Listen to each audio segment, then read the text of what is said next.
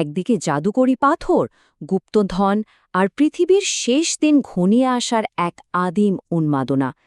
আর ঠিক অন্যদিকে আজকের বিশ্বের অন্যতম সুশৃঙ্খল $200 বিলিয়ন এক বিশাল কর্পোরেট সাম্রাজ্য। দুয়ের মধ্যেই আকাশপাতাল সবিরোধিতা, ভাবতেও অবাক লাগে, তাই না? প্রশ্ন জাগাটাই স্বাভাবিক। এটা আসলে কিভাবে সম্ভব? নিউ ইয়র্কের এক সাধারণ, একেবারে অশিক্ষিত এক কিশোর কিভাবে এমন এক অবিশ্বাস্য আন্দোলনের জন্ম দিল, যা আজ এত বড় এক বৈশ্বিক সাম্রাজ্য? $200 বিলিয়ন সংখ্যাটা একবার কল্পনা করুন। আচ্ছা, চলুন আজকের এই এক্সপ্লেইনারে আমরা এই পুরো রহস্যের একেবারে গভীরে যাই। ফিরে যাই 1820-এর দশকের সেই নিউ ইয়র্কে, যেখানে ধর্মীয় উন্মাদনা আর লোকজ জাদুর এক অদ্ভুত মিশ্রণ জন্ম দিয়েছিল এক নতুন ইতিহাসের। পর্ব 1, একজন ইউটোপিয়ান গুপ্তধন শিকারী। সময়টা 1820-এর দশকের আমেরিকা। চারদিকে জাদুকরি পাথর আর গুপ্তধন খোঁজার এক অদ্ভুত হিড়িক। ঠিক তখনই তরুণ জোসেফ স্মিথ এক অবিশ্বাস্য দাবি করে বসেন। তিনি জানান, মাটির নিচে লুকিয়ে থাকা এক সোনার পাত তিনি খুঁজে পেয়েছেন এবং অনুবাদ করেছেন। এটাই সেই বিখ্যাত বুক অফ মর্মন। তার এই অনুবাদটি হয়ে ওঠে তার নবুয়তের চূড়ান্ত প্রমাণ। চোখের পলকে তিনি পেয়ে যান এমন কিছু একনিষ্ঠ অনুসারী, যারা গভীরভাবে বিশ্বাস করত যে পৃথিবী ধ্বংস হতে চলেছে এবং তাদেরকেই গড়ে তুলতে হবে ঈশ্বরের এক নিখুঁত সমাজ, যাকে তারা বলত জায়ন। কিন্তু এই নতুন সমাজ গড়ার পথ মোটেও সহজ ছিল না। শুরু হয় এক চরম সহিংসতারা। নিউ ইয়র্ক থেকে ওহাইও, এরপর মিসৌরি, তারপর ইলিনয়। স্থানীয় জনতা এবং সরকারের তোপের মুখে পড়ে বারবার বিতাড়িত হতে থাকে তারা। সংঘাত রূপ নেয় ভয়াবহ রক্তপাতে। শেষ পর্যন্ত জোসেফ স্মিথকে হত্যা করা হয়। আর এর পরিণতিতে তার অনুসারীরা বাধ্য হয় পশ্চিমের অজানা বিরান মরুভূমির দিকে এক মরিয়া যাত্রা শুরু করতে। পর্ব 2, মরুভূমিতে নির্বাসন। পশ্চিমের রুক্ষ মরুভূমিতে এসে এই পুরো আন্দোলনের হাল ধরেন ব্রিঘ্যাম ইয়াং। মার্কিন সরকারের ধরাছোঁয়ার বাইরে তারা গড়ে তোলেন এক সম্পূর্ণ বিচ্ছিন্ন ধর্মতান্ত্রিক সমাজ। কিন্তু ঠিক এই সময়ে সামনে আসে চরম একটি বিতর্ক। 56 জন স্ত্রী। হ্যাঁ, ঠিকই শুনেছেন, স্বয়ং ব্রিঘ্যাম ইয়াংয়ের স্ত্রীর সংখ্যা ছিল 56। এই পর্যায়ে এসে চার্চ প্রকাশ্যে বহু বিবাহকে ঈশ্বরের বিধান হিসেবে ঘোষণা করে। আর তাদের এই প্রকাশ্য ঘোষণা পুরো আমেরিকায় এক তীব্র ক্ষোভ আর উত্তেজনার জন্ম দেয়। বহুবিবাহের এই চর্চা আর তাদের নিজস্ব শক্তিশালী সামরিক বাহিনী দেখে মার্কিন সরকার রীতিমতো আতঙ্কিত হয়ে ওঠে। প্রশ্ন ওঠে, এটি কি নিছকই কোনো ধর্মীয় স্বাধীনতা, নাকি মার্কিন ভূখণ্ডের ভেতরেই এক প্রকাশ্য বিদ্রোহ? ফলশ্রুতিতে শুরু হয় ইউটা ওয়ার। মার্কিন ফেডারেল বাহিনী এই বিচ্ছিন্ন ভূখণ্ডের দিকে অগ্রসর হতে থাকে। চার্চ তখন তাদের সবচেয়ে পবিত্র উপাসনালয়গুলো হারানোর এক ভয়ঙ্কর সংকটের মুখোমুখি হয়। পর্ব 3, টিকে থাকার জন্য আত্মীকরণের কৌশল।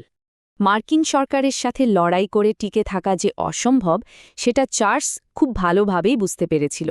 তাই বাধ্য হয়ে তারা বহুবিবাহ প্রথা বাতিল করে। এবার একটু পার্থক্যটা খেয়াল করুন।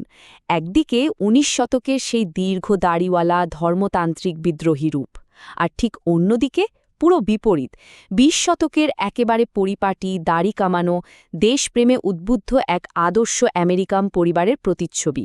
এটি ছিল টিকে থাকার জন্য আমেরিকান মূলধারার সাথে মিশে যাওয়ার এক চরম নাটকীয় কৌশল।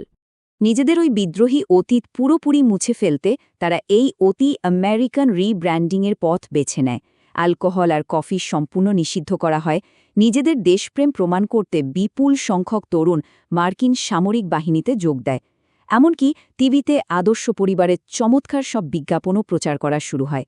এই পরিচ্ছন্ন ভাবমূর্তি তাদের সেবারের মতো ধ্বংসের হাত থেকে তো বাঁচায়, কিন্তু অচিরেই তাদের নিজস্ব বিশ্ববিদ্যালয়ের দেয়ালের ভেতর থেকেই জন্ম নেয় এক নতুন অস্তিত্বের সংকট। পর্ব 4, আধুনিকতাবাদের সংকট।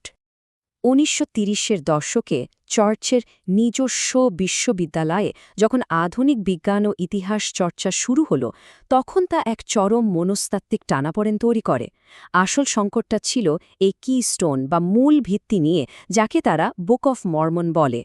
যদি কোনোভাবে বৈজ্ঞানিক ও ঐতিহাসিক বিশ্লেষণে এটি আক্ষরিকভাবে সত্য না হয়ে কেবল একটি রূপক গ্রন্থ হিসেবে প্রমাণিত হয়, তবে জোসেফ স্মিথের সমস্ত ঐশ্বরিক দাবি মুহূর্তের মধ্যে তাসের ঘরের মতো ভেঙে পড়বে। পরিস্থিতি তখন কতটা ভয়াবহ ছিল তা এই উদ্ধৃতি থেকেই স্পষ্ট। প্রগতিশীল চিন্তাধারা এবং বৈজ্ঞানিক যাচাই-বাছাই তাদের স্বতন্ত্র পরিচয়কে বিলীন করে দেওয়ার হুমকি দিচ্ছিল। চার্চের শীর্ষ নেতারা বুঝতে পারলেন এই আধুনিকতাবাদকে প্রশ্রয় দিলে তাদের অস্তিত্বই আর টিকবে না। রীতিমতো এক চরম আতঙ্ক কাজ করছিল তাদের মধ্যে। পর্ব ৫, একটি কর্পোরেট সাম্রাজ্য গড়ে তোলা। অস্তিত্বের এই ভয়ঙ্কর সংকট থেকে বাঁচতে নেতৃত্ব এবার এক অভূতপূর্ব, বলতে গেলে প্রায় নির্মম এক রূপান্তরের পথ বেছে নেয়, যার নাম দেয়া হয় কো-রিলেশন। একসময় যেখানে চার্চের ভেতর ধর্মতাত্ত্বিক বিতর্ক বা ব্যাখ্যার সুযোগ ছিল, সেখানে জায়গা করে নিল কঠোর আক্ষরিকতা। স্থানীয় নিয়মকানুনের বদলে সারা বিশ্বের জন্য তৈরি হল একটিমাত্র প্রমিত পাঠ্যক্রম। স্বায়ত্তশাসনের অবসান ঘটিয়ে প্রতিষ্ঠা করা হল একেবারে ওপর থেকে নিচে নির্দেশ আসার এক নিরঙ্কুশ কর্পোরেট কাঠামো। এই কেন্দ্রীভূত ক্ষমতা তৈরি করল এক নিখুঁত, অবিশ্বাস্য ইনফরমেশন ইকোসিস্টেম। সারা বিশ্বে তাদের প্রতিটি ভবনের ডিজাইন একেবারে হুবহু এক। সবার জন্য নির্দিষ্ট পোশাকের নিয়ম। তাদের উচ্চ বাজেটের সিনেমা আর বৈশ্বিক সম্প্রচার ব্যবস্থা এমনভাবে তৈরি, যা একজন সাধারণ সদস্যকে মানসিকভাবে সারা বিশ্বের কোটি কোটি মানুষের সাথে একেবারে একই সুতোয় গেঁথে রাখে। তবে শুধু ভেতরের নিয়ন্ত্রণে যথেষ্ট ছিল না। বাইরের যে কোনো অননুমোদিত ইতিহাস বা সমালোচনা থেকে সদস্যদের দূরে রাখতে উদ্ভাবন করা হল এক চমৎকার রক্ষণাত্মক ঢাল, অ্যান্টি মর্মন লিটারেচার। স্রেফ এই একটি তকমা ব্যবহার করেই যে কোনো বুদ্ধিবৃত্তিক প্রশ্ন বা ঐতিহাসিক সমালোচনাকে তাৎক্ষণিকভাবে খারিজ করে দেওয়া সম্ভব। আর এভাবেই নিশ্চিত করা হল সদস্যদের আজীবন অবিচল আনুগত্য। পুরো যাত্রায় আমরা দেখলাম এক অবিশ্বাস্য রূপান্তরের গল্প। মরুভূমির একদল বিদ্রোহী থেকে আজকের দিনের এক অতি সুশৃঙ্খল, ধনী কর্পোরেট সাম্রাজ্যে পরিণত হওয়ার পেছনের এই নিখুঁত গল্প বলার শক্তি সত্যিই রোমাঞ্চকর। কিন্তু দিন শেষে এই বিশাল সাংগঠনিক ভক্তির আড়ালে একটা বড় প্রশ্ন থেকেই যায়। যে সাম্রাজ্যের টিকে থাকার জন্য এরকম নিরঙ্কুশ ঐক্যের প্রয়োজন, সেখানে নিজস্ব কৌতূহল বা আখ্যানকে প্রশ্নবিদ্ধ করার সত্যিকারের মূল্য আসলে কতটা চড়া?